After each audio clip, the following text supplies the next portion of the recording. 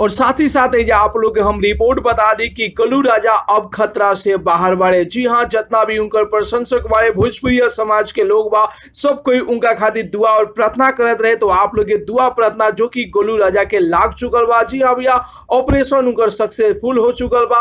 अब गोलू राजा जो कि खतरा से बाहर बाड़े, जब उनकर गोली लागल है तब वो गंभीर हालत में रहन। जी हाँ भैया, बहुत ज्यादा उनका शरीर से खून भी बह चुका रहे, लेकिन आप लोग के दुआ और प्रार्थना जो कि गोलू राजा के लाग चुकल बा और गोलू राजा खतरा से बाहर बाड़े। लेकिन फिलहाल में उनकर इलाज चल रहा बा। आप लोग के बता दी भैया कि कल बलिया में एगो बर्थडे पार्टी में जो कि गोलू राजा अपन प्रोग्राम करे गई रहन, जहां पे हवाई फायरिंग में 2 गोली उनको भी लाग गई, जिसे कि आप लोग वीडियो देखने जा। तो यह साफ तौर से लापरवाही बा प्रशासन के, सरकार के। तो प्रशासन और सरकार से भी सवाल बा कि आखिर ऐसा काहे हो रहा बा? का आप लोग के सिक्योरिटी इतना मजबूत नहीं के? क्या कार्यक्रम में आप लोग मौजूद ना रह जा? तो प्रशासन से और सरकार से भी सवाल बा कि आखिर काहे दिन प्रतिदिन ऐसा घटना बढ़त चल रहा बा? काहे कि भैया आप लोग भी देख ले बन जा कि शादी ब्याह में लोग गोली बंदूक लेके जाला, ओकरे के अपन बड़ा शान माने लगे। हम गोली बंदूक लेके आइल बानी, फायरिंग करत तानी, लेकिन इहे जो कि शान जो कि केहू के खुशी माहौल के शोक में बदल देवेला। पिछले साल भी आप लोग वीडियो देख ले रही जा